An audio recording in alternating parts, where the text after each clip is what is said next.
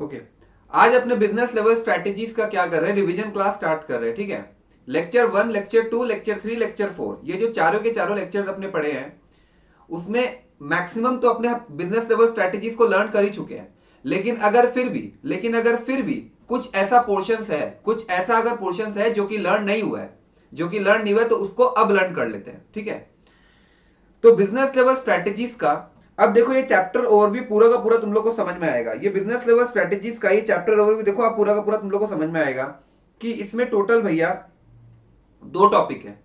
एक है Michael Porter's 5 forces model, जिसे कॉम्पिटिटिव एनालिसिस भी कहा जाता है।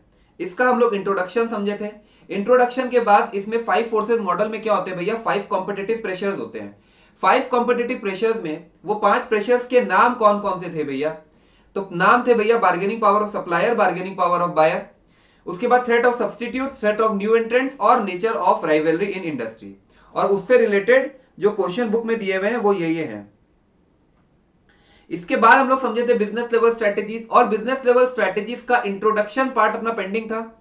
ठीक है, और types of business level strategies कितने होते हैं, दो। एक होता है माइकल पॉटर्स जेनरिक स्ट्रेटेजी और दूसरा होता है best cost provider strategy. Michael Porter's generic strategy के अंदर 3 टाइप के स्ट्रेटेजी है। सबसे पहला स्ट्रेटेजी है कॉस्ट लीडरशिप, दूसरा है डिफरेंशिएशन और आखिरी है फोकस्ड। और इन तीनों के तीनों स्ट्रेटेजीज में हम लोग क्या समझते हैं, हम लोग इंट्रोडक्शन पढ़ते हैं उसका। इंट्रोडक्शन पढ़ने के बाद हम लोग पढ़ते हैं कि आप इसे कैसे अचीव करोगे, अचीव करने के बाद इसका क्या एडवांटेजेस है और इसका क्या डिसएडवांटेजेस है। और बेस्ट कॉस्ट प्रोवाइडर में हम लोग सिर्फ और सिर्फ 2 टॉपिक पढ़ते हैं, एक इंट्रोडक्शन और दूसरा क्या पढ़ते हैं, अचीविंग। ठीक है, ये आपका टोटल चैप्टर ओवरव्यू था, जिसमें अपने सबसे पहले शुरू किए थे Michael Porter's 5 forces model. Michael Porter's 5 forces model में अपने ये समझे थे कि इसको 3 स्टेप में पढ़ा जाता है। सबसे पहले अपने 5 फोर्सेस का नाम देख लेते, जो कि अपने को ऑलरेडी पता है कि बार्गेनिंग पावर ऑफ बायर है, बार्गेनिंग पावर ऑफ सप्लायर है, excuse me, threat of substitutes है, थ्रेट ऑफ न्यू एंट्रेंट्स है और nature of rivalry in industry है। ये पांचों फोर्सेस पढ़ने के बाद इसे इवैल्यूएशन किया जाता है। इसे इवैल्यूएशन कौन करता है, जो लोग इंडस्ट्री में है या फिर जो लोग इंडस्ट्री में आना चाहते हैं या फिर इन्वेस्टर्स, इन 5 फोर्सेस का इवैल्यूएशन करता है, जिसे उसे पता चलता है कि इंडस्ट्री जो है वो अट्रैक्टिव है या नहीं, या फिर यह भी पता चलता है कि उस इंडस्ट्री का कॉम्पिटिटिव इंटेंसिटी क्या है या फिर लेवल ऑफ कंपटीशन क्या है, या फिर क्या उस इंडस्ट्री में प्रॉफिट पोटेंशियल है या फिर उस इंडस्ट्री में प्रॉफिट पोटेंशियल नहीं है।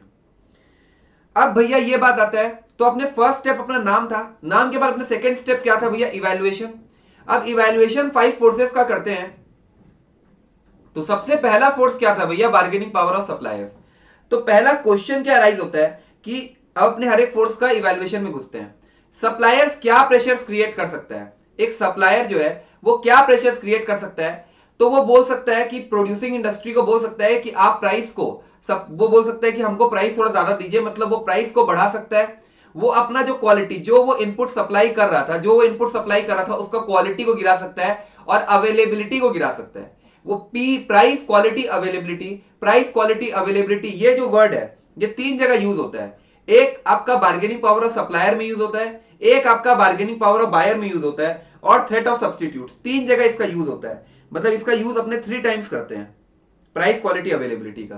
तो सप्लायर क्या प्रेशर क्रिएट कर सकता है, वो प्राइस को बढ़ा सकता है, वो क्वालिटी को गिरा सकता है, वो अवेलेबिलिटी को गिरा सकता है। लेकिन ये 3 टाइप का प्रेशर, लेकिन बात उठता है ये 3 टाइप का प्रेशर सप्लायर कब क्रिएट कर सकता है, जब बाजार में सप्लायर कम है और बायर बहुत ज्यादा है, मतलब suppliers are more concentrated than buyers. ठीक है, उसके बाद सप्लायर जो प्रोडक्ट सप्लाई कर रहा है वो हाईली डिफरेंशिएटेड है, इसका मतलब ये इंप्लाइड हो गया कि उसका सब्सटीट्यूट्स अवेलेबल नहीं है, उसका स्विचिंग कॉस्ट जो है वो आपका हाई है, किलो स्विचिंग कॉस्ट हाई है। और बायर से याद आता है that the buyer do not represent, if the buyer do not represent major portion of supplier sales, तो वो भी एक और फैक्टर बनता है जो कि इंक्रीज करता है सप्लायर्स का बार्गेनिंग पावर। उसके बाद फिर से सप्लायर और बायर, कि सप्लायर का अगर ये कैपेबिलिटी है कि वो फॉरवर्ड इंटीग्रेशन कर सकता है, और बायर से याद आता है कि बायर आपका एडुकेटेड नहीं है। तो ये बार्गेनिंग पावर ऑफ सप्लायर खत्म। उसके बाद बार्गेनिंग पावर ऑफ बायर भी अपना पूरा का पूरा उल्टा है। उसके बाद बात उठता है कि थ्रेट ऑफ सब्सटीट्यूट्स क्या है। तो substitute products are the products from another industry. Substitute products are the products from another industry that provide same or better level of satisfaction. Substitute products are the products from another industry that provide same or better level of satisfaction. समझ में आया? इसमें भैया ये आता है what are the factors जब आपका थ्रेट ऑफ सब्स्टिट्यूट जो रहता है वो आपका स्ट्रॉन्गर होता है, तो वापस यहीं पर प्राइस क्वालिटी अवेलेबिलिटी, आपका जो प्रोडक्ट है उसके मुकाबले जो बाजार में सब्स्टिट्यूट प्रोडक्ट अवेलेबल है, आपका जो प्रोडक्ट है उसके मुकाबले बाजार में जो सब्स्टिट्यूट प्रोडक्ट अवेलेबल है उसका प्राइस आपके प्रोडक्ट से ज्यादा रीजनेबल है। आपका जो प्रोडक्ट है उसके मुकाबले जो बाजार में सब्स्टिट्यूट्स अवेलेबल है उसका क्वालिटी आपके प्रोडक्ट से ज्यादा सुपीरियर है। आपका जो प्रोडक्ट है उसके मुकाबले जो बाजार में सब्स्टिट्यूट्स अवेलेबल है उसका स्विचिंग कॉस्ट आपके प्रोडक्ट से लो है, मतलब स्विचिंग कॉस्ट लो है। लेकिन ये तीनों के तीनों फैक्टर काम तभी करते हैं जब एक्चुअली बाजार में सब्स्टिट्यूट्स अवेलेबल हो। ठीक है, अब अगला पार्ट यहां पर ये आता है कि वो कौन कौन से फैक्टर्स है जब आपका थ्रेट ऑफ सब्स्टिट्यूट्स को आप मिटिगेट कर सकते हो। तो अवेलेबिलिटी को ही काट दो तो प्रोडक्ट को डिफरेंशिएटेड बनाओ। अगर ये पॉसिबल नहीं आपके लिए तो आप ब्रांड हैमरिंग करो। तो यहां पर आपका देखो 3 फोर्स का इवैल्यूएशन खत्म हुआ। उसके बाद अपने क्या समझे, कॉमन बैरियर्स टू एंट्री। अगर मुझे जिंदगी में सक्सेसफुल बनना है तो मैंने सोचा कि मैं कुछ अलग करूंगा। अगर से याद आता है aggressive, possibility of aggressive retaliation. अगर मुझे जिंदगी में कुछ अलग करना है, अलग मतलब हो गया प्रोडक्ट डिफरेंशिएशन।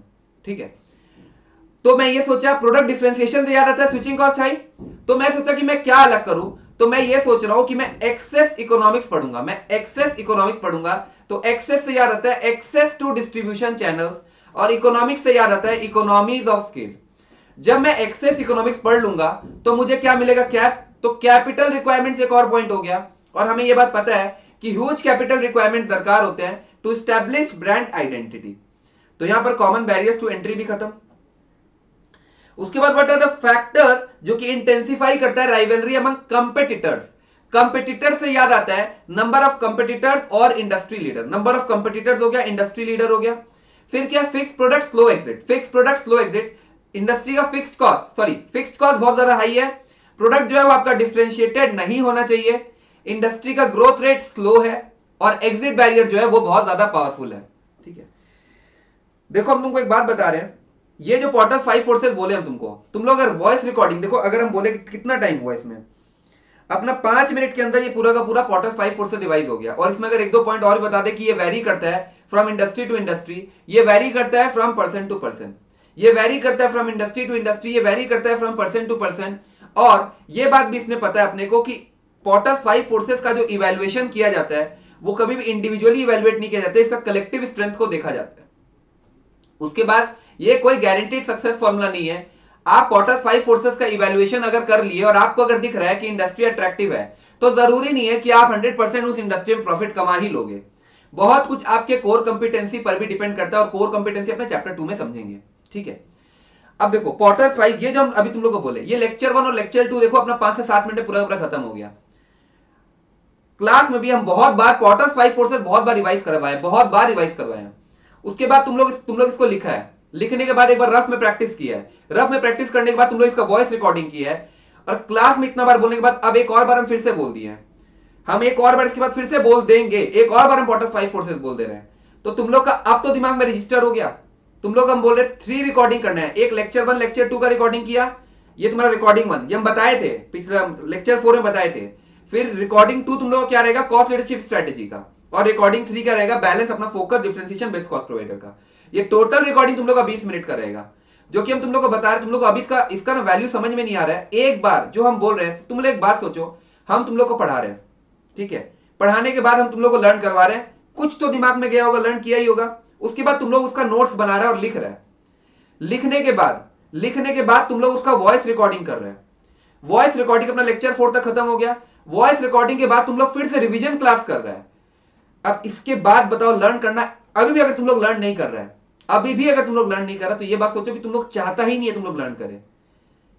हम अपने एंड से पूरा का पूरा ट्राई करेंगे, हम अपने एंड से पूरा का पूरा ट्राई कर रहे हैं कि तुम लोग को लर्न हो जाए, क्योंकि सिर्फ और सिर्फ अंडरस्टैंडिंग से कुछ नहीं होता है। एग्जैक्टली बुक का लैंग्वेज हम चाहते हैं तुम लोग वहां पर लिख के आए, तभी तुम लोग 60+ सोच सकता है। और हमको तो समझ में आता है 60+ एटलीस्ट 70+ लाना है, 70+ तो लाना ही लाना है। उसके बाद 80-85 वो तुम्हारा पर्सनल कैलिबर पर है, 70+ तो अपने को लाना ही लाना है। समझ में आ रहा है? तो वापस एक बार और बोलते हैं, हम सिर्फ और सिर्फ इवैल्यूएशन का बात करते हैं। तो पोर्टर्स 5 फोर्सेस में, अच्छा ठीक है, एक बार फिर से बोल देते हैं। नाम क्या था, नाम तो अपने को बताने का दरकार नहीं है। इसका इवैल्यूएशन करता कौन है? जो लोग इंडस्ट्री में है, या फिर जो लोग इंडस्ट्री में आना चाहते हैं, या फिर इन्वेस्टर्स इसका इवैल्यूएशन करते हैं।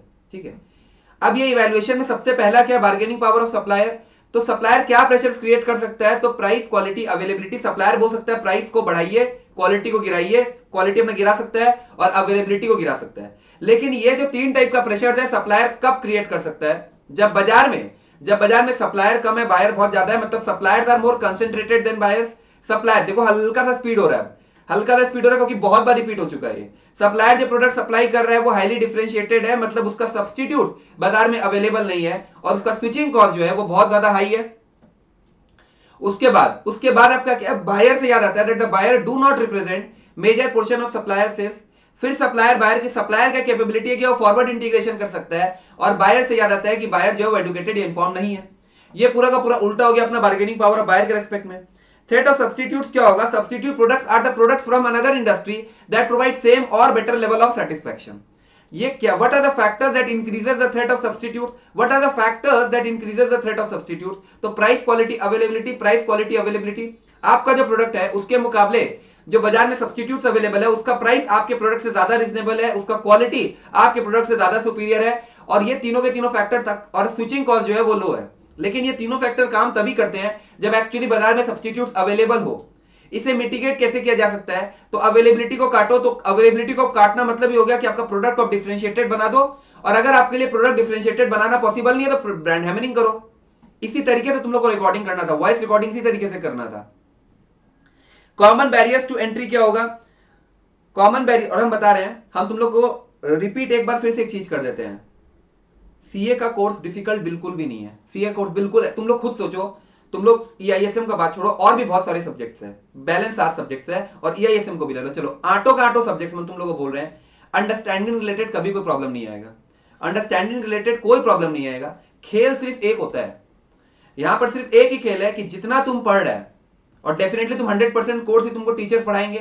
तुम 100% कोर्स जो पढ़ा वो 100% कोर्स क्या एग्जाम के एक दिन पहले तुम रिवाइज कर सकता है?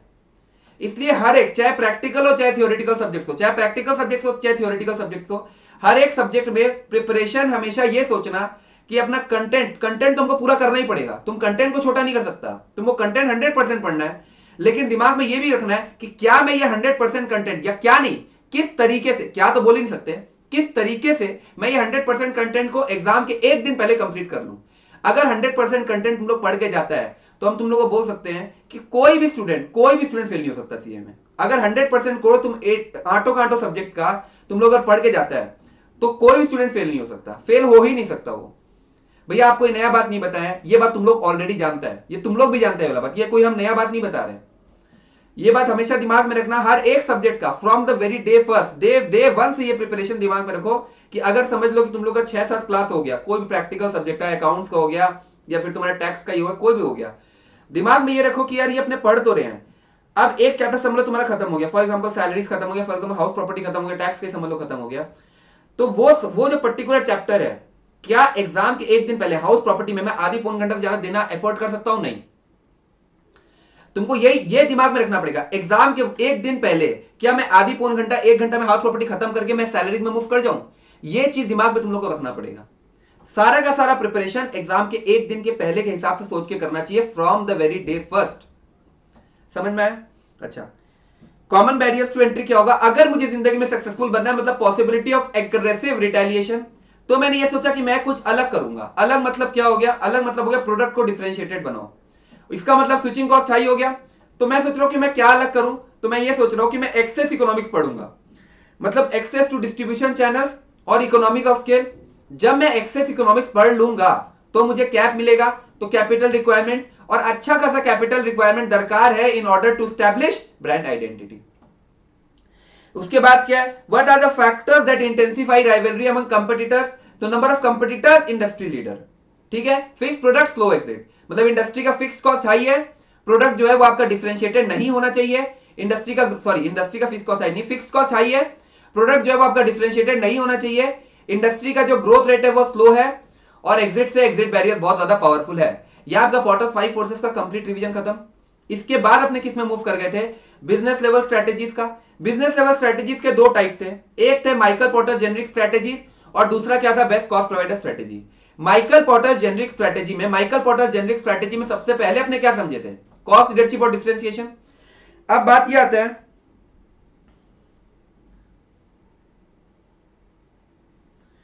कि कॉस्ट लीडरशिप और डिफरेंशिएशन के रेस्पेक्ट में अपने इंट्रोडक्शन अब बोल सकते हैं, सबसे पहले अपने इंट्रोडक्शन बोल सकते हैं।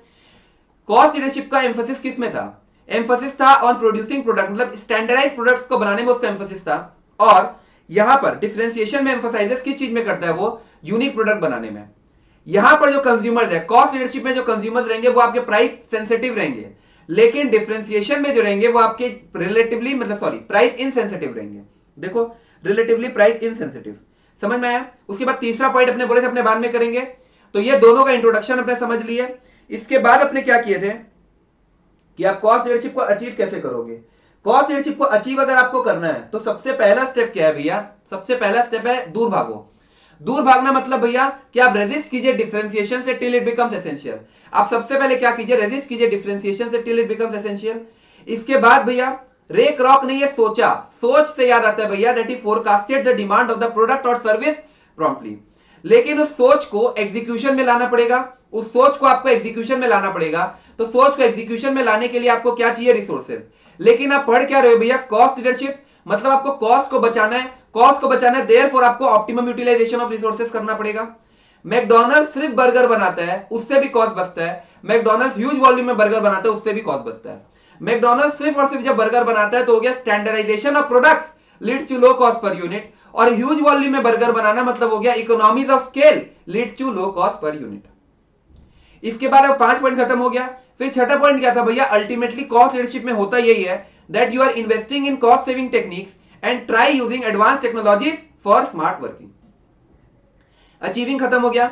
अचीविंग के बाद अपने को क्या पढ़ना था, अचीविंग के बाद भैया इसका क्या एडवांटेजेस होता है। बायर मतलब no matter how powerful the buyer is, no matter how powerful the buyer is, he will not be able to exploit the cost leader firm. Buyer के बाद सप्लायर मतलब यहां पर तुम्हारा कॉस्ट लीडर, यहां पर सप्लायर, यहां पर customer. This cost leader can absorb the greater price increase of its suppliers without correspondingly raising the price on customers. फिर थ्रेट ऑफ सब्स्टिट्यूट्स आपका लो रहता है, थ्रेट ऑफ न्यू एंट्रेंट्स आपका लो रहता है, और nature of rivalry in industry cost leadership में आसान था।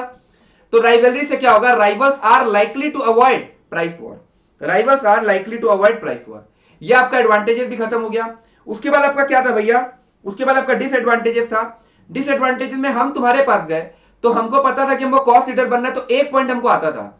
वो एक पॉइंट कौन सा था कि technological changes pose a great threat to cost leader. फिर तुम क्या बोला कि भैया आप बोल दिए तो अब हम हमने बोलो कि आप कॉस्ट लीडर बनना चाहते हैं, ये बात पक्का है। जब आप ये वाला बात बोल रहे हो कि आप कॉस्ट लीडर बनना चाहते हो, इसका मतलब आप मार्जिन में तो कमाओगे नहीं, तो आप सक्सेसफुल तभी हो सकते हो जब आप अचीव करो हायर सेल्स वॉल्यूम। और ये जो आपका अप्रोच है कि आप कॉस्ट लीडर बनना चाहते हो, ये एक्सपेंसिव हो सकता है लॉन्ग रन में। मैंने दोनों का बात सुना, घर में आया, मम्मी से बात हुआ, मम्मी बोली तुम कॉस्ट लीडर बनने वाला था, क्या हुआ, may not be remaining for long and your competitors may also follow the same cost reduction technique. Cost leadership पूरा का पूरा खत्म हो गया। हम एक और बार कॉस्ट लीडरशिप पूरा का पूरा फिर से रिवाइज करवा रहे हैं। सबसे पहले क्या था भैया, सबसे पहले आप कैसे इस इंट्रोडक्शन दोनों का, कॉस्ट लीडरशिप और डिफरेंशिएशन का इंट्रोडक्शन कर लेते हैं। कॉस्ट लीडरशिप में एम्फसाइजेस किस चीज में रहता है, एम्फसाइजेस इस चीज में रहता है कि प्रोड्यूस करो स्टैंडर्डाइज प्रोडक्ट्स, ठीक है। जैसे सिर्फ और सिर्फ बर्गर ही बना था, मैकडॉनल्ड्स का पूरा एग्जांपल लिए थे। लेकिन डिफरेंशिएशन में आप क्या चीज में एम्फसाइज करते हो, डिफरेंशिएशन में आप एम्फसाइज करते हो on making the product that are unique. फिर कॉस्ट लीडरशिप में जो आपके कंज्यूमर्स रहेंगे वो आपके क्या रहेंगे, कॉस्ट लीडरशिप में जो आपके कंज्यूमर्स है वो आपके प्राइस सेंसिटिव है कि इनसेंसिटिव है, प्राइस सेंसिटिव है।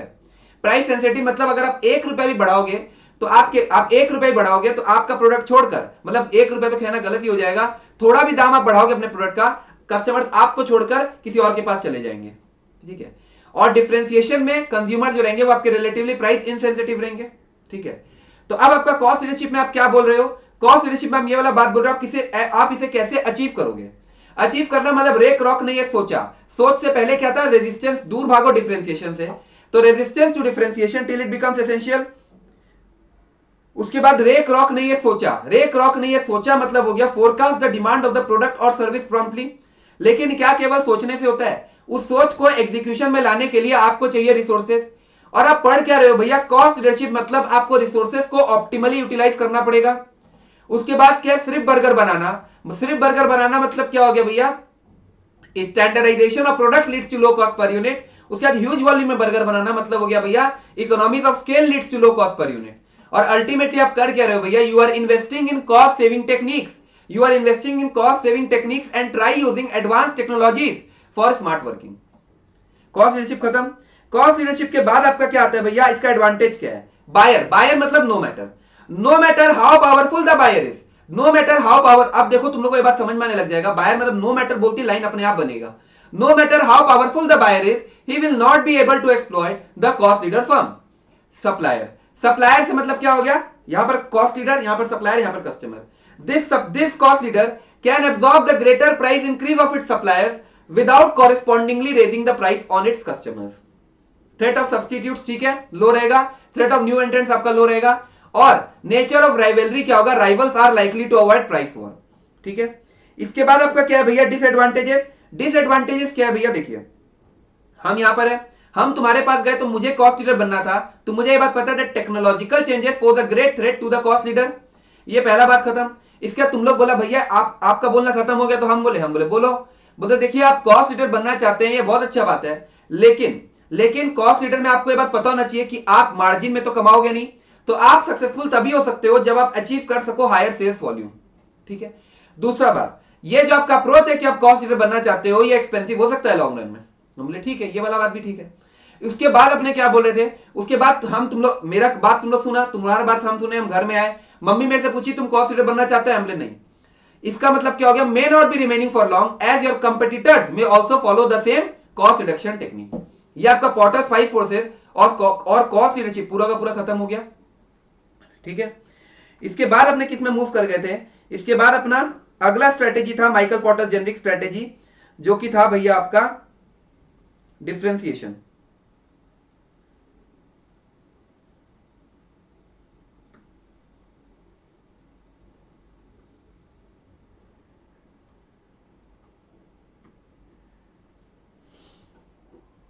डिफरेंशिएशन का इंट्रोडक्शन हम लोग कर लिए थे।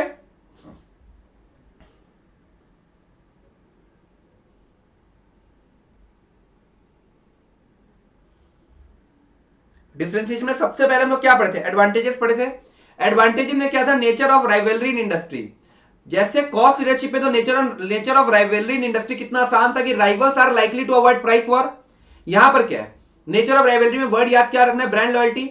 तो ब्रांड लॉयल्टी जो मोटोरोला का टेलीविजन और रेडियो बिजनेस में था, वो उसे सेफगार्ड तो कर सका against it giant competitors like Nokia, लेकिन तभी तक so long as it satisfies the needs of its customers. हम बता रहे जिस तरीके से हम रिवीजन करा रहे हैं ना, इसी तरीके से तुम लोग अपना रिकॉर्ड कर लो।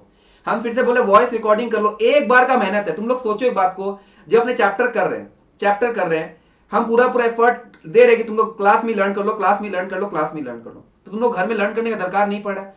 हम बोले एक्स्ट्रा एफर्ट तुम लोग को पता है, अगर ये 4 क्लास का जोड़ेंगे तुम लोग एक्स्ट्रा एफर्ट, ये चारों का चारों दिन को बोलेंगे तो 5-6 घंटा अगर तुम लोग दिया होगा, 5-6 आवर्स हम तुम लोग को लर्न करने के लिए नहीं बोल रहे। तुम लोग का मेहनत जो बोला, लाइक नोट्स बनाना, रफ में एक बार लिखना, रफ में एक बार लिखने के बाद तुम लोगों को क्या करना, उसका वॉइस रिकॉर्डिंग करना, बस इतना ही बात बोल रहे हैं। अगर तुम लोग ये काम कर रहे हो, उसके बाद उसका क्वेश्चन तुम लोग को सॉल्व करना ही पड़ेगा। एक बार तुम लोग पढ़ रहे हैं, मतलब तुम लोग बोले हम 5-6 घंटा भी ज्यादा ही बोल रहे हैं। 4 क्लास हुआ अपना, 4 क्लास के बाद हर रोज एक क्लास के बाद तुम लोग अगर 1-1 घंटा अगर बैठा है, तो ये तुम लोग का सबका सब काम खत्म। मतलब मेरा पढ़ाना खत्म हुआ, तुम लोग का भी एकदम सॉलिड तैयार हो गया चैप्टर नंबर 5। हम ये चाहते हैं मेरे साथ तुम लोग का चैप्टर्स खत्म हो, ये नहीं कि पहले हम पढ़ा दिए उसके बाद फिर तुम लोग लेके बैठेगा। ये फ्यूचर कंटिन्यूअस टेंस नहीं होना चाहिए। जो है प्रेजेंट में ही रहो, एकदम सब प्रेजेंट टेंस में करो और खत्म करो। ठीक है। मतलब ये सब्जेक्ट में हम चाहते हैं तुम लोग का लोड एकदम कमती से कमती रहे।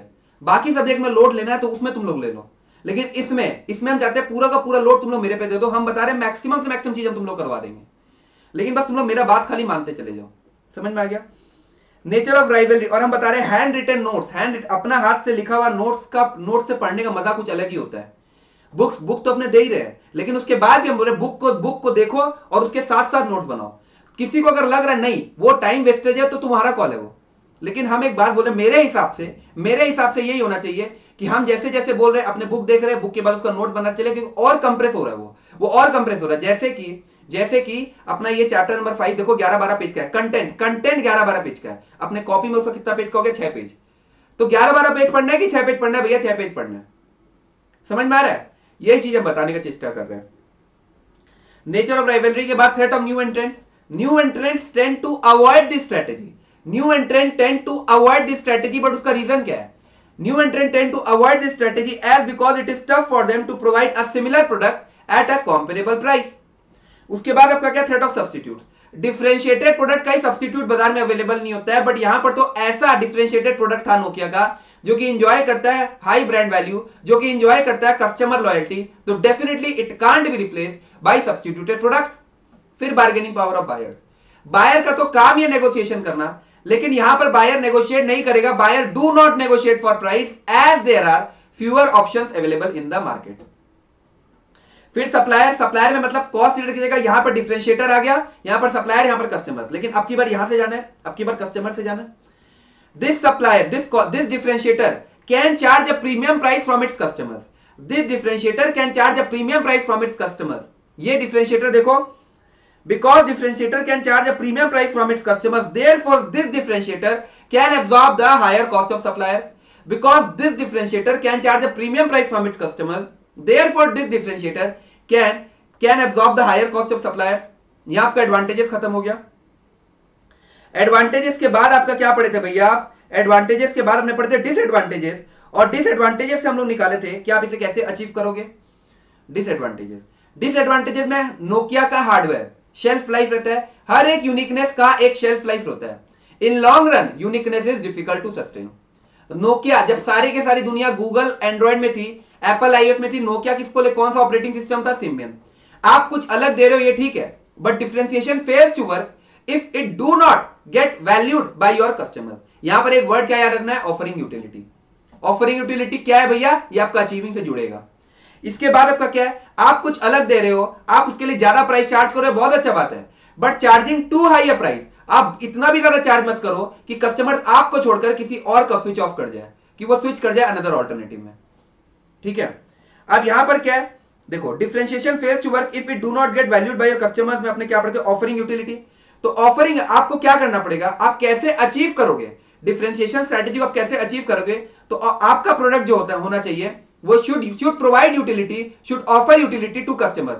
अब ये बात उठता है भैया कि ये यूटिलिटी कैसे प्रोवाइड करेगा कस्टमर्स को? जब आपका प्रोडक्ट कस्टमर्स के टेस्ट और प्रेफरेंसेस से मैच करेगा। तो ये पहला पॉइंट हो गया कि आप इसे कैसे अचीव करोगे। दूसरा पॉइंट कि charging too high a price may cause customers to switch off to another alternative. तो भैया ये बात बताइए कि किस तरीके से प्राइस को चार्ज करें हम? जब तुम लोग जब वॉइस रिकॉर्डिंग करेंगे ना, इसी तरीके से बोलना, जिस ऑर्डर में हम करा रहे हैं उसी ऑर्डर में बोलना। जैसे charging too a price, too high price may cause customer to switch off to another alternative, तो तुम लोग को क्या बोलना है? तो अपने आप से वाला बात बोलो कि ठीक है यार, बहुत ज्यादा प्राइस से चार्ज नहीं कर सकते, तो अब ये बताइए कि किस तरीके से चार्ज करें। मतलब तुम लोग अपने आप को समझा रहा है। तो आपको जो प्राइस चार्ज करना है वो केवल और केवल अपना यूनिकनेस के बेसिस पर नहीं, बल्कि बाइंग कैपेसिटी ऑफ कस्टमर्स के हिसाब से भी आप चार्ज करो। तो अचीविंग का 2 पॉइंट खत्म हो गया। उसके बाद आप कैसे अचीव करोगे डिफरेंशिएशन का? उसका 3 पॉइंट एक साथ था कि आपको क्या करना चाहिए? आप रैपिडली प्रोडक्ट को इनोवेट करो, हर इनोवेशन के साथ परफॉर्मेंस ऑफ द प्रोडक्ट को एलिवेट करो। और जब आप ये दोनों काम करते हो तो आप क्या कर रहे हो? You are taking steps to enhance brand image and brand value. ये आपका अचीविंग डिफरेंशिएशन भी खत्म हो गया। समझ में आ गया? अच्छा, तो आपने क्या कर लिए? अपना पूरा खत्म हो गया। पॉटर्स 5 फोर्सेस खत्म, कॉस्ट लीडरशिप खत्म, डिफरेंशिएशन खत्म। अब आपका क्या हो गया? Focus strategy. अब फोकस स्ट्रेटेजी में देखो क्या था। फोकस स्ट्रेटेजी में आप कैसे अचीव करोगे ये तो अपने को देखना ही नहीं है, अपने अगले चैप्टर में देखेंगे। अच्छा, उसके बाद इसका इंट्रोडक्शन अपने देख चुका है। अब मेरा बात यहां पर यह आता है, क्योंकि यहां पर आप नैरो मार्केट को टारगेट करते हो। फोकस स्ट्रेटेजी में आप टारगेट क्या करते हो? नैरो मार्केट को। फोकस स्ट्रेटेजी का 2 पार्ट है। एक क्या है? एक है आपका फोकस डिफरेंशिएशन और एक है आपका focus cost leadership. Focus strategy करने के बाद हम डिफरेंशिएशन फोकस फिर से रिपीट करेंगे। उसके बाद अपना आखिरी बेस्ट कॉस्ट प्रोवाइडर करेंगे। जब बेस्ट कॉस्ट प्रोवाइडर कर लेंगे तो फोकस और बेस्ट कॉस्ट प्रोवाइडर को एक साथ बोलेंगे। ठीक है, फोकस स्ट्रेटेजी का 2 पार्ट है। एक है भैया फोकस डिफरेंशिएशन, एक है focus cost leadership. Focus differentiation से याद आता है कि आप प्रीमियम प्राइस चार्ज कर सकते हो, premium price can be charge. और फोकस कॉस्ट लीडरशिप से क्या याद आता है भैया? टाटा नैनो। सर रतन टाटा का ये टाटा नैनो डिवीजन जो था उसका ट्रिमेंडस एक्सपर्टीज था कि वो 1 लाख में गाड़ी बना सकता है, लेकिन from the point of view of sir Ratan Tata सोचो कि उनको क्या बेनिफिट मिल रहा है कि rivals and new entrants will find it difficult to compete. लेकिन सर रतन टाटा के पास ये ट्रिमेंडस एक्सपर्टीज था, उनके पॉइंट ऑफ व्यू से एक एडवांटेज बना, लेकिन बाकी लोग के पास ये ट्रिमेंडस एक्सपर्टीज नहीं है, उसके तौर से एक डिसएडवांटेज बना कि firms lacking distinctive कंपिटेंसीज may not be able to pursue focus strategy। देखो ठीक है, इसके बाद अपने क्या पढ़े थे कि फोकस स्ट्रेटेजी में अल्टीमेटली क्या होता है, आप टारगेट करते हो नैरो मार्केट को। जब आप टारगेट करते हो नैरो मार्केट को तो आपका जो डिमांड है वो लिमिटेड रहता है, डिमांड लिमिटेड रहता है, तो उसके कारण क्या होता है, कॉस्ट इंक्रीज कर जाता है। टाटा नैनो एग्जांपल लिए थे, 1 लाख का गाड़ी 1,75,000 तक चला गया था, और कॉस्ट इंक्रीज जब हुआ तो इसका मतलब क्या हो गया कि आपका जो नीच था कि आप 1 लाख में गाड़ी दे दोगे, वो नीच क्या होता है, वो डिसअपियर हो जाता है, या फिर वो टेकन ओवर हो जाता है बाय योर लार्जर कॉम्पिटिटर। जैसे कि टाटा नैनो को क्या हो गया था, टाटा नैनो 1,75,000 में मिल रहा था और 2,25 में तो ऑल्टो ही मिल रहा था। ये एग्जांपल हम क्लास में बताए थे। तो यहां आपका फोकस स्ट्रेटेजी का एडवांटेज खत्म, फोकस स्ट्रेटेजी का डिसएडवांटेज खत्म। अब एक बार फिर से हम डिफरेंशिएशन और फोकस फिर से रिपीट कर रहे हैं। डिफरेंशिएशन का एडवांटेज क्या था, डिफरेंशिएशन का एडवांटेज था बार्गेनिंग पावर ऑफ बायर में। बायर में क्या था, बायर में सबसे पहले nature of rivalry in industry. Nature of rivalry क्या था, जैसे वहां पर क्या था, कॉस्ट लीडरशिप में था कि rivals are likely to avoid price war. यहां पर क्या है, ब्रांड लॉयल्टी। ब्रांड लॉयल्टी जो मोटोरोला का टीवी और रेडियो बिजनेस में था, वो was acting as a safeguard against its competitors like Nokia, लेकिन तभी तक जब तक आप कस्टमर्स के नीड्स को सेटिस्फाई कर रहे हो। ठीक है, इसके बाद अपने क्या देखे थे, threat of new entrants. New entrants tend to avoid this strategy. New entrants tend to avoid this strategy as because it is tough for them to provide a similar product at a comparable price। उसके बाद अपना क्या था, threat of substitutes. Differentiated products का ही substitutes available नहीं होता है। देखो हम जब हम तुम लोगों को रिवीजन करवा रहे हैं ना, तो जिस तरीके से हम तुम लोग को लर्न कर रहे हैं, बार बार उसको रिपीट कर रहे हैं, ये ताकि तुम लोग के भी दिमाग में घुस जाए वाला चीज। पहले ये बोलना है कि डिफरेंशिएटेड प्रोडक्ट का सब्स्टिट्यूट्स अवेलेबल नहीं होता है, बट यहां पर तो ऐसा डिफरेंशिएटेड प्रोडक्ट था नोकिया का जो कि एंजॉय करता है हाई ब्रांड वैल्यू, जो कि एंजॉय करता है कस्टमर लॉयल्टी, तो therefore definitely it can't be replaced by substituted products. उसके बाद बायर के बारे में, बायर का तो काम ही है नेगोशिएशन करना, बट यहां पर buyer do not negotiate for price as there are fewer options available in the market. Supplier, यहां पर डिफरेंशिएटर, यहां पर कस्टमर, यहां पर तुम्हारा कौन है, supplier. Because this differentiator can charge a premium price from its customers, therefore this differentiator can absorb the higher cost of suppliers। फिर डिसएडवांटेज क्या है, डिसएडवांटेज क्या है, नोकिया का हार्डवेयर, हर एक यूनिकनेस का एक शेल्फ लाइफ होता है, और इन लॉन्ग रन क्या होता है, that uniqueness is difficult to sustain. Uniqueness के बाद सिम्बियन। सिम्बियन से क्या याद आता है भैया, सिम्बियन से याद आता है आप कुछ अलग दे रहे हो, बहुत अच्छा बात है, लेकिन differentiation fails to work if it do not get valued by your customers.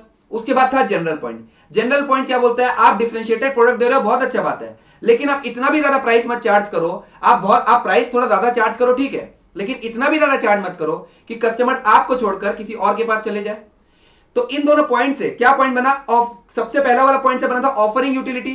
तो ऑफरिंग यूटिलिटी मतलब आपका जो प्रोडक्ट है इट शुड ऑफर यूटिलिटी। अब बात आता है कि ये यूटिलिटी कैसे ऑफर करेगा, जब आपका प्रोडक्ट कस्टमर्स के टेस्ट और प्रेफरेंसेस के साथ मैच कर जाए। ठीक है, उसके बाद चार्जिंग टू हाई प्राइस, जब ये वाला बात बोल रहे हैं कि charging too high price may cause customers to switch off to another alternative, तो ये बात बताइए कि किस हिसाब से प्राइस चार्ज करें। तो आप प्राइस ज्यादा चार्ज करिए, लेकिन based on uniqueness and buying capacity of customers. उसके बाद और 3 पॉइंट क्या है कि आप रैपिडली प्रोडक्ट को इनोवेट करो और हर इनोवेशन के साथ प्रोडक्ट के परफॉर्मेंस को एलिवेट करो। जब आप ये दोनों काम कर रहे हो तो you are doing nothing but you are taking steps to enhance your brand image and brand value. Differentiation खत्म, अब आ जाओ फोकस में। फोकस का 2 पार्ट है, फोकस का 2 पार्ट है। सबसे पहला पार्ट क्या है, फोकस का 2 पार्ट है, focus differentiation, focus cost leadership. Focus differentiation से क्या याद आता है कि आप प्रीमियम प्राइस चार्ज कर सकते हो, और फोकस कॉस्ट लीडरशिप से क्या याद आता है, जो कि फोकस डिफरेंशिएशन का भी पॉइंट था कि सर रतन टाटा के पास ये ट्रिमेंडस एक्सपर्टीज है, therefore from the point of view of sir Ratan Tata, rivals and new entrants will find it difficult to compete. But sir Ratan Tata के पॉइंट ऑफ व्यू से तो ठीक है, राइवल्स और न्यू एंट्रेंट उस बिजनेस में नहीं घुस पा रहे, लेकिन उन राइवल्स के पॉइंट ऑफ व्यू से सोचो कि वो लोग क्यों नहीं घुस पा रहे हैं, because they are lacking distinctive competencies, therefore they are not able to pursue focus strategy. उसके बाद क्या है, लिमिटेड डिमांड होता है जिसके कारण कॉस्ट बढ़ता है, और कॉस्ट बढ़ता है जिसके कारण क्या होता है, लॉन्ग रन में नीच डिसअपीयर हो जाता है। एडवांटेज भी खत्म, डिसएडवांटेज भी खत्म। इसके बाद अपने क्या देखे थे, best cost provider. Best cost provider strategy भैया कुछ नहीं होता है, it is the further development of our 3 generic strategy, जहां पर दोनों का दोनों चीज में फोकस किया जाता है। क्योंकि कॉस्ट लीडरशिप में भैया केवल और केवल लो कॉस्ट में फोकस किया जाता है, डिफरेंशिएशन में भैया केवल और केवल अच्छा क्वालिटी में फोकस किया जाता है। लेकिन बेस्ट कॉस्ट प्रोवाइडर क्या है भैया, बेस्ट कॉस्ट प्रोवाइडर दोनों चीज में फोकस करता है, एम्फसाइज करता है both on low cost and better quality difference. इसे आप अचीव कैसे करोगे, तो अचीव करने का भैया क्या तरीका है कि आप क्या कीजिए भैया, प्राइस कम हो गया और क्वालिटी बराबर हो गया, और दूसरा क्या है भैया, प्राइस सिमिलर हो गया और क्वालिटी हायर हो गया। इसका अपने एग्जांपल ओला, उबर और नॉर्मल टैक्सी और अपने अमेजन और नेटफ्लिक्स का देखे थे, और बेस्ट कॉस्ट प्रोवाइडर का अपने ये फिगर भी देख लिए थे।